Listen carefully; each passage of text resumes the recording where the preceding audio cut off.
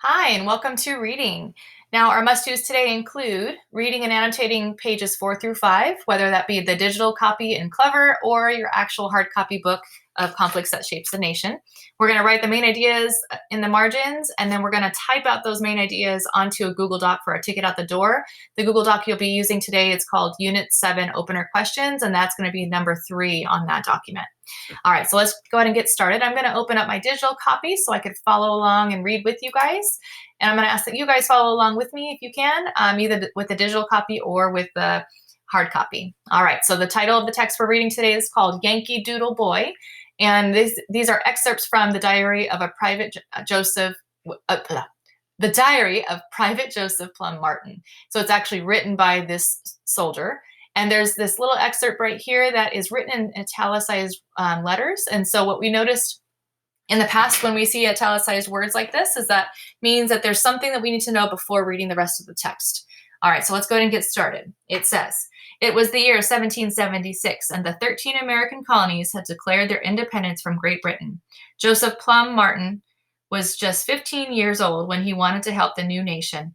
He became one of about 200,000 who enlisted to fight the British in the American Revolution. When he was 70 years old, Joseph Plum Martin published a narrative of some of the adventures, danger, and suffering of a revolutionary soldier. In the excerpts below, he tells of the British surrender at the Battle of Yorktown in 1781. And if you notice, the text looks like it's written on some old paper, so that means that it's meant to look like aged, right? Like looking older, but also that it's meant to be like a journal entry from somebody from before, right? Okay. All right, so let me go ahead and get started with the text. It helps that we know that this was actually written by a soldier on from the colony side, from the U.S. side, and so let's go ahead and get started. Soon after landing, we marched to Williamsburg, where we joined General Lafayette, and soon after, our whole army arriving, we prepared to move down and pay our old acquaintance, the British, at Yorktown, a visit. We went on and soon arrived at the encamped in their neighborhood. Here again, we encountered our old associate, Hunger. So they're hungry. We now began to make preparations for laying close siege to the enemy. All were upon the tiptoe of expectation and impatience to see that the signal given to open the whole line of batteries, which was to be the hoisting of the American flag. About noon, a much wished for signal went up. I confess I felt a secret pride swell my heart when I saw the Star-Spangled Banner waving majestically in the very faces of our implacable adversaries. It appeared like an omen of success to our enterprise, and so it proved in reality. So before you move on to the other page, you might want to take a moment to think about what you just read. I don't know about you, but it took me maybe 2 or 3 times of reading the page to really know what it's talking about. And then I wrote my main idea in the margin. So if you need to, you can pause the video and do that. I'm going to keep going. We arrived at the trenches a little before sunset.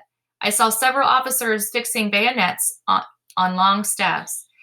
I then concluded we were about to make a general assault upon the enemy's works, but before dark, I was informed of the whole plan, which was to storm the redoubts.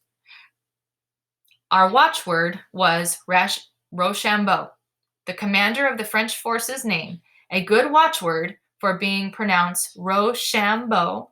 It sounded, when pronounced quick, like rush on, boys.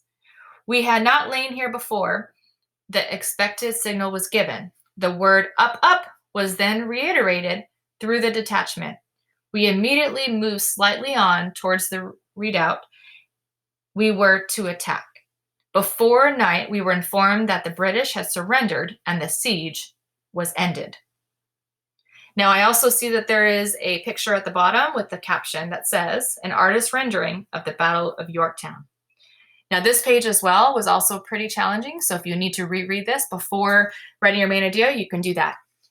Really quick, in Google Classroom, you'll see a whole list of different documents. You're going to find the one that says Unit 7 Opener Questions.